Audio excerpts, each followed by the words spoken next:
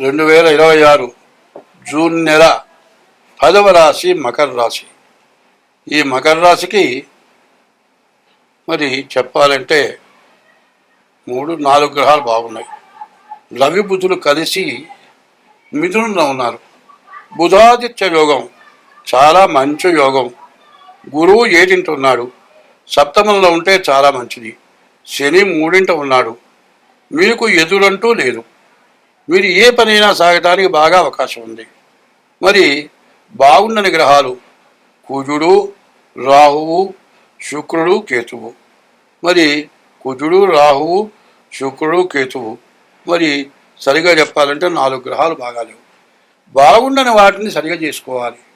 ఎప్పుడైనా సరే మానవుడికి ఇన్ని గ్రహాలు ఎందుకయ్యా, కొన్ని గ్రహాలు కొన్ని చెడు కొన్ని మంచి చెబుతున్నావు కదా, అన్నీ బాగున్నాయి అని ఎక్కడా చెప్పవేంటంటే 9 గ్రహాలు ఎట్లా ఉన్నాయో మనిషికి కూడా 9 రంధ్రాలు ఉన్నాయి. చెవులు 2, కళ్ళు 2 4, ముక్కులు 2 6, నోరు 1 7. ఈ తలకాయకి పైనే ఉన్నవి జ్ఞానేంద్రియాలు అంటారు. అన్నీ తెలియజేసేవి. ఇంకా కింద ఒంటేలు 2 ఏళ్ళు, ఆ 2 రంధ్రాలు. ఈ 9 రంధ్రాల్లో ఏ రంధ్రం పనిచేయకపోయినా మనం బతకగలమా? కళ్ళు కనపడకపోతే గుంటలో పడతాం. మరి రుచి తెలియకపోతే, వాసన కడుక్కోకపోతే కుళ్ళిపోయింది తింటాం. మరి దీనివల్ల రోగాలు వస్తాయి. కాబట్టి ఈ 9 రంధ్రాల్లో ఏ రంధ్రం పని చేయకపోయినా మనం బతకలేము. అట్లాగే 9 గ్రహాల్లో 4 గ్రహాలు బాగున్నా 4 గ్రహాలు బాగుండకపోయినా వాటికి చేయవలసినటువంటి దోషాలకి తగినటువంటి శాంతి చేస్తే మీరు బాగుంటారు. కాబట్టి అందువల్ల అంత వివరంగా చెప్పడం జరుగుతోంది. స్వస్తి. శ్రీ గురుభ్యో నమః. హరి ఓం. శ్రీ మహాగణాధిపతయే నమః. శ్రీ మహాసరస్వత్యై నమః. శ్రీ గురుభ్యో నమః. హరి ఓం. యకర్తా జగతాం భర్తా సంహర్తా మహసాం నిధి ప్రణమామి తమాదిత్యం బహిరంతస్తమోపకం సమోపహము. యకర్త అందరికీ కర్త అయినవాడు, సంహర్త అందరినీ సంరక్షించేవాడు, మహాసాం నిధి ప్రపంచం మొత్తానికి కూడా ఆధారభూతుడై ఉండి అందరినీ పోషించేటువంటి వాడు. యకర్త జగతాం భర్త సంహర్త మహసాం నిధి ప్రణమామి తమాదిత్యము. అటువంటి సూర్యభగవానుడికి నమస్కారం చేస్తూ ఉన్నా. ఎందుకంటే ఎవరైనా సరే ఒక కుటుంబీకుడు పిల్లలందరికీ భార్యకి తిండి పెట్టడం కష్టం. ఒక పెద్ద సంస్థ యజమాని అందరికీ అన్నం పెట్టడం కష్టం. ప్రపంచానికి మొత్తానికి ఆహారం పెడుతూ ప్రపంచం మొత్తం మీద ఒక్కడే సూర్యుడు. అటువంటి సూర్యుడైనటువంటి భగవానుడికి నమస్కారం చేస్తూ ఉన్నాను. మనం ముందుగా జూన్ నెల 2వ తారీఖు రోజున గురువు మిథునం నుంచి కర్కాటకాన్ని మారుతూ ఉన్నాడు. అయితే ఈ గురువు ఎటువంటి వాడు అనేది ముందు చెప్పుకుందాం. గురువు మనకు చెడుగా ఉన్నా కూడా మంచివాడికి మంచి బుద్ధి ఉంటుంది, చెడువాడికి చెడు బుద్ధి ఉంటుంది. శత్రుస్థానంలో ఉంటే కూడా ఆయన అపకారం చేయడు. ఎందుకంటే బ్రాహ్మడైన వాడిని చెంప మీద ఒక దెబ్బ కొడితే వాడు ఏం చేస్తాడు? వాడి కర్మ వాడు అనుభవిస్తాడంటాడు. బ్రాహ్మణులందరికీ దేవతలందరికీ గురువు ఎవరయ్యా అంటే దేవగురువు బృహస్పతి. అటువంటి బృహస్పతి ఎవరికి ఎట్టి పరిస్థితుల్లో అపకారం చేయడు. అయితే మిథున రాశి నుండి గురువు ఇప్పుడు కర్కాటక రాశికి వచ్చాడు. కర్కాటక రాశికి ఉచ్చ. అయితే దీనికి ఏం చెప్పాలి? 1ంటికి గురువు వచ్చాడు. దీనికి ఒక శ్లోకం ఉంది. యకర్త ఒక సూర్యుడు కానీ కుజుడు కానీ శని కానీ ఈ 3 గ్రహాలు ద్వాదశాష్టమ జన్మస్థం శని అంగారకో గురు కుర్వంతి ప్రాణ సందేహం స్థానచలనం ధరక్షయం.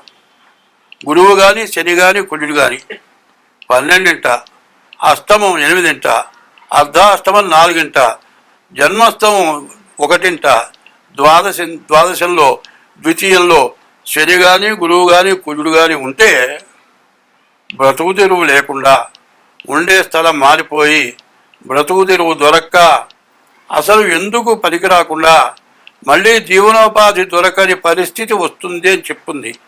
కానీ గురువు మాత్రం మిగతా రాశులు వేరు. కర్కాటక రాశికి చంద్రుడు అధిపతి.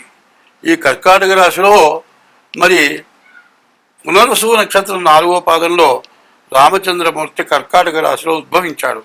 అందువల్ల కర్కాటక రాశి చాలా పుణ్యప్రదమైనటువంటి రాశి. తర్వాత పుష్యమి నక్షత్రం వచ్చింది. ఇజ్జాద్యం శిష్య పుష్యేతు పూజితో గురునామక వాగీశ్చామరేజ్యశ్చ జీవో దేవపురోహిత అనుంది. గురువు చాలా మంచివాడు. అటువంటి గురువు కర్కాటక రాశికి వచ్చాడు. కానీ ఇంతకుముందు ఈ కర్కాటక రాశి వాళ్ళు ఎన్నో అప్పులు, ఎన్నో బాధలు, ఎన్నో నష్టాలు, మరి ఆర్థికంగా, శారీరకంగా, మానసికంగా, కుటుంబికంగా కూడా చాలా నష్టాలు పడున్నారు. కర్కాటకానికి ఎప్పుడైతే గురువు వచ్చాడో వీళ్ళ జీవితం చాలా బాగుపడుతుంది అని నిక్కచ్చిగా చెబుతూ ఉన్నాను. గురువు కర్కాటక రాశిలో ఉంటే ఈ కర్కాటక రాశికి చాలా ఉన్నతమైనటువంటి స్థానం వచ్చింది. కాబట్టి ఈ కర్కాటక రాశి గురించి ముందు చెప్పుకున్నాం. అయితే 5 రాశులకి గురువు కర్కాటక రాశికి వస్తే 5 రాశులకు ఇబ్బంది అని చెప్పాలి. ఆ ఇబ్బంది ఎట్లా ఉంటుంది? కర్కాటకం, సింహం, ధనస్సు, మేషం, మిథునం, ఈ 5 రాశులకు కూడా చాలా కష్ట నష్టాలు ఎక్కువగా ఉంటాయి. కాబట్టి ద్వాదశాష్టమ జన్మస్థం శని అంగారకో గురు కుర్వంతి ప్రాణ సందేహం స్థానచలనం ధనక్షయం. ఇప్పుడు కర్కాటక రాశి బాధలు వదిలిపోయినాయి, బాగున్నారు అని చెప్పాలి. అయితే ఇప్పుడు కర్కాటకం అయిపోయింది. 2వ రాశి సింహరాశి. ఈ సింహరాశికి గురువు ద్వితీయంలో ఉన్నాడు, గురువు ద్వాదశంలో ఉన్నాడు. గురువు అక్కడ ద్వితీయం సింహానికి 1ంట గురువు ఉన్నాడు. ఈ గురువు ఉండటం వల్ల చాలా ఇబ్బంది. అదే కాకుండా శని వచ్చేప్పటికల్లా మరి మీనంలో అష్టమంలో ఉన్నాడు. శని గురువులు పూర్తిగా బాగాలేరు. దానివల్ల చాలా కష్టాలు నష్టాలు బాగా ఎక్కువగా ఉంటాయి. ఇప్పుడు కర్కాటక రాశి, ఇప్పుడు సింహరాశి చెప్పుకున్నాం. కన్యా రాశి, తులారాశి, వృశ్చిక రాశి, ఈ 3 రాశులకి గురువు వల్ల ఎటువంటి నష్టాలు కూడా లేవు. అయితే ధనస్సు రాశికి వచ్చేప్పటికల్లా అష్టమంలో గురువైనాడు. ఈ అష్టమ గురువు ప్రాణకంటకుడు, ప్రాణం తీసినంత పని చేస్తాడు. అయితే ఇప్పుడు గురువు కర్కాటకానికి వచ్చిన గురువు 1 సంవత్సరం పాటు కర్కాటక రాశిలో ఉంటాడు.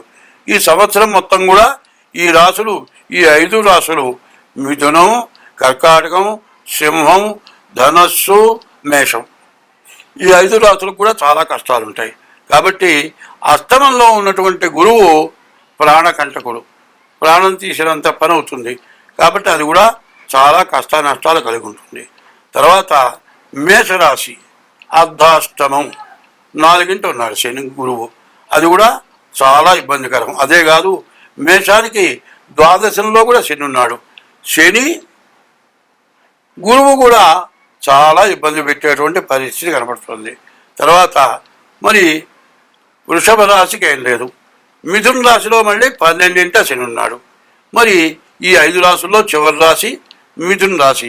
ఈ మిథున రాశికి ద్వాదశాంచో వ్యయోరిప్ప, ద్వాదశంలో ఉన్నటువంటి గురువు బాగా అనవసరమైన దండగా మారి ఖర్చు పెట్టిస్తాడు. కాబట్టి ఈ గురువు 12ంట గురువు ఉన్నాడు. ఈ గురువు వల్ల ఇబ్బంది. అయితే ఒకటి ప్రత్యేకించి చెబుతున్నా, ప్రతివాడు కూడా ఏమండి నా రాశి వృషభ రాశి, ఎట్టాగయ్యా మా నాన్న పేరు వెంకయ్య అండి, మా తాత పేరు వెంకయ్య అండి, నా పేరు వెంకయ్య అని పెట్టారు. వెంకయ్య కాబట్టి వృషభ రాశి. మీ తాత పేరో మీ ముత్తాత పేరో పెడితే రాదు. మీకు ఎట్లా వస్తుంది అంటే మీరు పుట్టిన తారీఖు, నెల, సంవత్సరం, టైము, ఆ రోజున ఆ నక్షత్రం నుండి బట్టి రాసి వస్తుంది. ఏదో ఇష్టం వచ్చిన పేరు పెట్టి ఇది నా రాశి అంటే సరిపోదు. అదే కాదండి, కొంతమంది ఏం చేస్తారంటే పిల్లల్లో మొట్టమొదటి వాడు అవుతారు. వాడిని బుజ్జి అని పిలుస్తారు చిన్నప్పుడు. ఆ బుజ్జి ఏమవుతాడు, 80 సంవత్సరాలు వచ్చినా కూడా బుజ్జి అంటేనే తెలుస్తుంది. బుజ్జి అను, చిన్నాను, కన్నాను ఇట్లాంటి పేర్లు ఉంటూ ఉంటాయి. ఈ పేరుని అడిగి నా రాశి అంటే అది కాదు. ఎందుకంటే పూర్తిగా తెలియక పేరును బట్టి ఈ రాశి నా రాశి చెప్పండి అని అడుగుతున్నారు. అది మాత్రం పద్ధతి కాదు.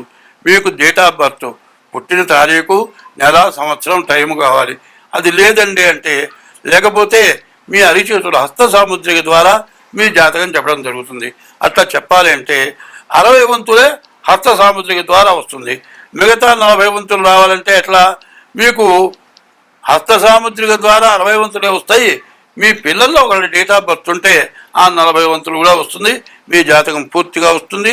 మీ పిల్ల జాతకం, డేట్ ఆఫ్ బర్త్ పెట్టిన వాళ్ళ జాతకం కూడా వస్తుంది. కాబట్టి ఇప్పుడు దేశంలో ఉన్న పరిస్థితులను బట్టి ప్రతివాడు కూడా తమ జాతకం ఏమిటో చూపించుకోవాల్సిన అవసరం ఉంది. ఎట్లా అంటే ఫౌండేషన్ లేకుండా ఇల్లు కడితే వెంటనే పడిపోతుంది. అట్లాగే ఇప్పుడున్న పరిస్థితుల్లో మీకు అందరికీ తెలుసు, యుద్ధం జరిగింది, ఆయిల్ దగ్గర నుంచి రేటు పెరిగింది, గ్యాస్ దగ్గర నుంచి దొరకటం లేదు. మరి ఇంకా తినుబండాల వస్తువులు కూడా కొన్నాళ్ళు పోతే దొరకవేమో. ఈ పరిస్థితులను బట్టి ప్రతి వస్తువు రేటు పెరుగుతుంది. రేటు పెరుగుతుంది కానీ ఆదాయం మాత్రం పెరగదు. దీనివల్ల మనం ఇబ్బందులు పడతాం. దీనికి తోడు మనకి ఏదన్నా చెడు ఉండేట్లయితే ఆ చెడు వల్ల ఇంకా బాగా ఇబ్బందులు వచ్చే లక్షణాలు బాగా కనపడుతున్నాయి. కాబట్టి ఈ రాశుల వాళ్ళు కర్కాటక రాశి, సింహరాశి, ధనస్సు రాశి, మేషరాశి, మిథున రాశి, ఈ 5 రాశుల వాళ్ళు కూడా ముందుగా మీ డేట్ ఆఫ్ బర్త్ ద్వారా జాతకం చూపించుకోండి. మీ రాశి ఏంటో తెలుసుకోండి. అట్లా లేకపోతే హస్త సాముద్రిక ద్వారా కూడా మీ జాతకం చెప్పడం జరుగుతుంది. అట్లా మీకు కావాలి అంటే నా పేరు పంగులూరు లక్ష్మీనారాయణ. నా ఫోన్ నెంబర్లు 6300061241. ఇంకో నెంబర్ ఉంది 7801071946. ఈ నెంబర్లకు ఫోన్ చేసి తగినటువంటి ఫీజు చెల్లించి మీ జాతకాలు చెప్పించుకొని మీరు ఇబ్బందుల నుంచి బయటపడండి. నా ఉద్దేశం ఏంటంటే డబ్బుల కోసం చెప్పే జాతకాలు కావు, మీరు బాగుండటం కోసమే చెప్పేది. అనవసరమైన డబ్బులు మీ దగ్గర పొందడం జరగదు. చక్రం వేయాలంటే రాశి చక్రం, నవాంశ చక్రం, మహర్దశలు, విదశలు ఇన్ని వేస్తే కానీ మీ జాతకం పూర్తిగా అర్థం కాదు. మరి కంప్యూటర్ ద్వారా నేను మాత్రం జాతకం వేయను. పంచాంగాన్ని బట్టి జాతక చక్రం వేస్తాం. కంప్యూటర్ ద్వారా వచ్చేది ఎక్కువలు తక్కువలు వస్తాయి. కాబట్టి కరెక్ట్గా జాతక చక్రం వేయాల్సి ఉంటుంది. కాబట్టి తగినంత ఫీజు తీసుకుని మాత్రం నేను జాతక చక్రం వేస్తాను. మీకు అందరికీ ఉపయోగపడతాను. అది మాత్రం ఏదో స్వార్థంతో మాత్రం చేసేది కాదు. స్వస్తి.